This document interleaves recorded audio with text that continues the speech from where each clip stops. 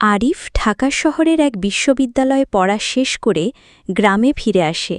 তার গ্রামটা ছোট কিন্তু ইতিহাসে ভরা। গ্রামের দক্ষিণ প্রান্তে একটা পুরনো পোড়ো বাড়ি রয়েছে, যেটা সবাই ডাকঘর নামে চেনে। গ্রামের লোকেরা বলে ওই বাড়ি থেকে রাতে কারোর নাম ধরে ডাক আসে। যদি কেউ সেই ডাক শুনে সাড়া দেয়, সে আর কখনো ফেরে না। আরিফ ছোটবেলা থেকেই এসব গুজব বিশ্বাস করত না। সে একদিন ঠিক করে এই বাড়ির রহস্য জানবে এবং একটু ডকুমেন্টারি বানাবে।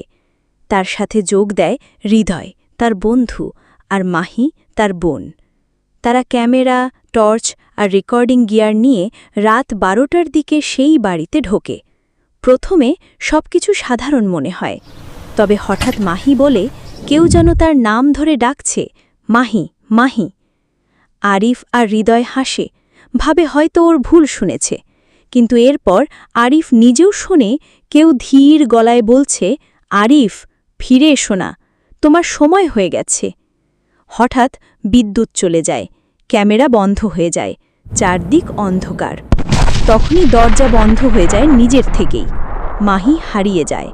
তারা দুজন দৌড়ে তাকে খুঁজতে থাকে। একটি ঘরের দরজার নিচে রক্ত গড়িয়ে আসতে দেখা যায়। ভেতরে ঢুকতেই তারা দেখতে পায় দেয়ালের উপর কারো হাতের ছাপ, কালো, আগুনে পোড়া। হৃদয় আতঙ্কে চিৎকার করতে করতে অজ্ঞান হয়ে যায়। এখন আরিফ একা। তার চোখের সামনে একটি মেয়ে দাঁড়ায়, চোখ নেই, মুখে শুধু ছায়া। সে আরিফকে বলে, তোমরা এসেছ, ফিরবে না। এই ডাক যার জন্য, তার মৃত্যু নিশ্চিত। আরিফ কোনো মতে হৃদয়কে টেনে বাড়ি থেকে বের করে আনে। কিন্তু সে দেখে মাহি নয় শুধু, হৃদয়ের শরীরও শীতল, নিথর। সে বুঝতে পারে সে একাই ফিরেছে, কিন্তু তার ভেতরও একটা পরিবর্তন ঘটছে। পরদিন সকালে গ্রামের লোকেরা দেখে ডাকঘরের সামনে দাঁড়িয়ে আরিফ, চোখ স্থির, ঠোঁটে অদ্ভুত এক হাসি। সে এবার অন্য কারো নাম ধরে ডাকছে। শেষে টুইস্ট, ডাকঘরের যে ডাক আসে সেটা একসময় যে সেখানে হারিয়ে গিয়েছিল, তার আত্মার এখন আরিফ সেই ডাক দিচ্ছে।